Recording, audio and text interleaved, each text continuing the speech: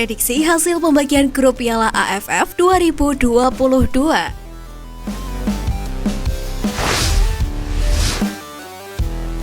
Sebagaimana diketahui, undian pot jelang bergulirnya Piala AFF 2022 telah beredar, di mana pembagian pot drawing ini berdasarkan performa masing-masing tim di dua edisi terakhir Piala AFF, yakni pada 2018 dan 2020.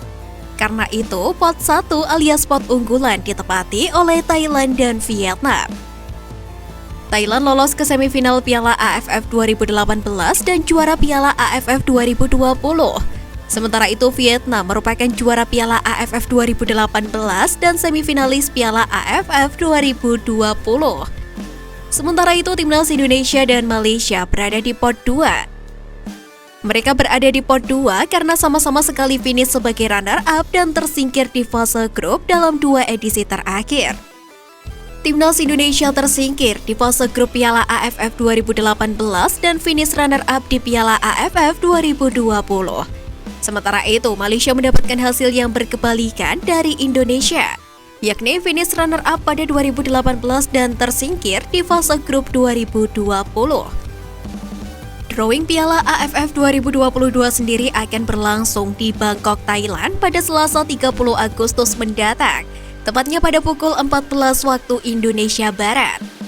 Nantinya, 10 tim yang tampil di Piala AFF 2022 akan dibagi ke dalam dua grup, yang mana masing-masing grupnya berisikan 5 tim.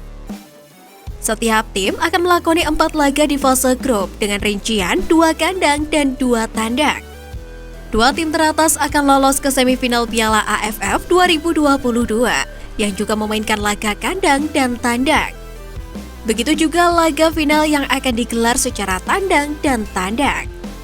Lantas bagaimanakah potensi pesaing timnas Indonesia di fase grup?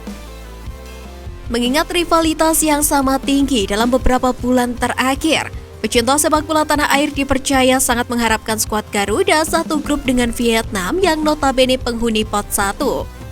Kemudian di pot 3 ada Filipina dan Singapura. Melihat kekuatan sekarang, Singapura bisa menjadi ancaman besar bagi timnas Indonesia. Iksan Fandi, Irfan Fandi, hingga sang kapten Haris Harun merupakan kekuatan utama The Lions. Lanjut ke pot 4 ada Myanmar dan Kamboja. Tentunya hal yang membahayakan jika timnas Indonesia satu grup dengan Myanmar, tim yang kerap mengejutkan dengan lolos ke semifinal Piala AFF. Sebagai penutup di pot 5 ada Laos dan pemenang laga playoff antara Timor Leste atau Brunei Darussalam. Melihat yang sudah-sudah timnas Indonesia kerap satu grup dengan Timor Leste.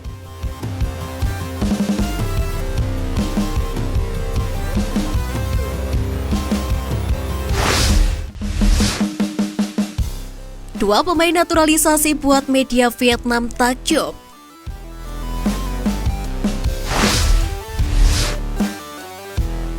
Media Vietnam memprediksi kehadiran dua pemain naturalisasi bisa bikin pertahanan timnas Indonesia sekuat baja di Piala AFF 2022.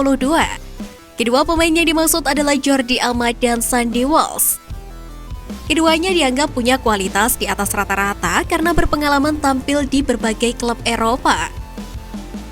Indonesia akan memiliki dua balapan tuan dari pemain berkualitas Eropa untuk melawan Vietnam di Piala AFF. Tulis dari media The Tau 24/7. Diketahui PSSI tengah menyelesaikan proses administrasi Jordi Amat dan Sandy Walsh. Saat ini berkas keduanya sudah diserahkan ke DPR. Ketua PSSI Muhammad Iriawan memprediksi status WNI para pemain naturalisasi bakal rampung beberapa pekan ke depan. Diketahui Jordi Amat sudah malang melintang di klub-klub Eropa. Dia juga pernah menjadi bek andalan Espanyol, Rayo Vallecano, dan Swansea City sebelum resmi bergabung klub elit Liga Malaysia Johor Darul Takzim, tepatnya pada Juni 2022 kemarin. Sementara Sandy Walsh merupakan pemain bertahan berdarah Belanda yang lebih banyak menghabiskan karir di Liga Belgia. Saat ini, Walsh masih terikat kontrak dengan KV Mechelen.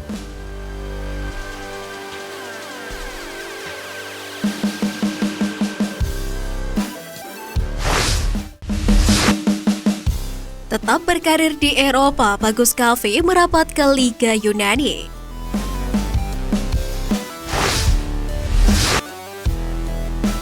Klub Liga Yunani Asteras Tripolis meresmikan kedatangan punggawa berbakat asal Indonesia, Bagus Kaffi.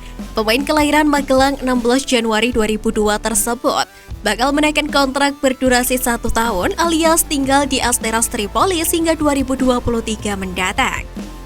Usai diresmikan oleh Asteras Tripolis, Bagus Kaffi tidak kuasa meluapkan kebahagiaannya usai merapat ke Yunani.